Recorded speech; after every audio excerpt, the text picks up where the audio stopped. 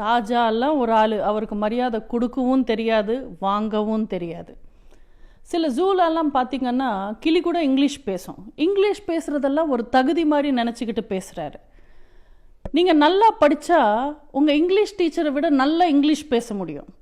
நீங்கள் எவ்வளோ நல்லா படித்தாலும் ஒரு தமிழ் வாத்தியாரை விட சிறப்பாக தமிழ் பேசவே முடியாது. அதுதான் தமிழோட பெருமை, பச்சை தமிழனான எங்கள் முதல்வரோட பெருமை. ஒரு தலைவருக்கு எப்போவுமே மொழி முக்கியம் இல்லை, அவர் நடக்கிற வழி தான் முக்கியம்.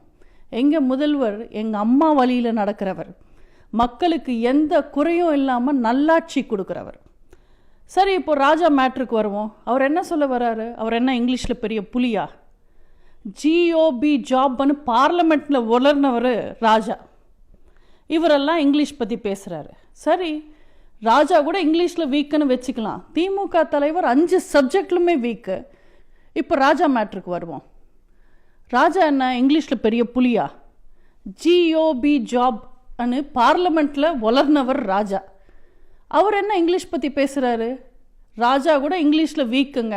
திமுக தலைவர் 5 சப்ஜெக்ட்லுமே வீக்கு. இவங்கெல்லாம் நம்ம முதல்வர் பற்றி எப்படி பேச முடியும்?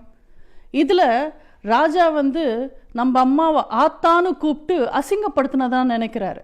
நான் சொல்கிறேன், எங்கள் அம்மா ஆத்தாதான். ஆத்தான்னா சாமி. எங்கள் அம்மா எங்களுக்கு வழிகாட்டின சாமி, வாழ்க்கை தந்த சாமி. நாங்கள் எங்கள் அம்மாவோட ஃபோட்டோ வச்சுப்போம், ஃபோட்டோவை தூக்கி வச்சு கொண்டாடுவோம், எங்கள் அம்மாவை கும்பிடுவோம். திமுக என்னங்க செஞ்சது? திமுக கதையை யார் மறந்தாங்க? திமுக சரித்திரத்தை யார் மறந்தாங்க? கனிமொழி ஊழல் செஞ்சு உள்ளே போகும்போது கனிமொழியை காப்பாற்றுறதுக்காக 8 மந்திரி, மகள், மனைவி, மகன் கூட வீல் சேர்லேயே டெல்லிக்கு போய் சோனியாஜி, பேட்டிஜி, ராஜாஜி, 2G காப்பாத்துங்க ஜி அனு கையை பிடிச்சதும் காலை பிடிச்சதும் யார் மறந்தாங்க? இவங்கெல்லாம் பேசுறதுக்கு வந்துட்டாங்க தேர்தல் நேரம்ன்றதுனால. பெண்கள் விஷயத்தில் எவ்வளோ மோசமான கட்சி திமுகன்றது நான் சொல்லி மக்களுக்கு தெரிய வேண்டிய அவசியம் இல்லை. கண்ணதாசன் ஐயாவோட வனவாசத்தில் தாத்தா கூத்தடிச்ச கதையிலிருந்து இப்போ பேப்பரில் பேரன் உதயநிதி நடிகைக்காக விஷம் குடிச்சு வேஷம் போட்ட கதை வரைக்கும் மக்களுக்கு எல்லா கதையுமே தெரியும். இன்ஃபேக்ட் ஃபேஸ்புக்கில் பாலிடால் பாய்னு பட்ட பேரே வச்சுருக்காங்க உதயநிதிக்கு. லீலாவதி கொலைகேஸ்லேருந்து ஆலடி அருணாவோட பொண்ணை முச்சந்தையில் முட்டி போட வச்ச வரைக்கும் திமுக செஞ்ச அட்டூழியங்கள் எல்லாமே மக்களுக்கு நல்லா தெரியும்.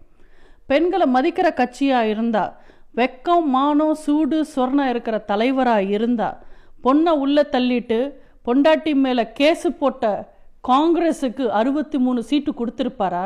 தன்மானத்தை அடமானம் வச்சு அடிமையாக இருந்ததும், ஈழத்தமிழன் சாவும்போது எருமையாக இருந்ததும் திமுக. அவங்க மனுஷங்களையே மதிக்க மாட்டாங்க, பெண்களை எங்கேருந்து மதிப்பாங்க?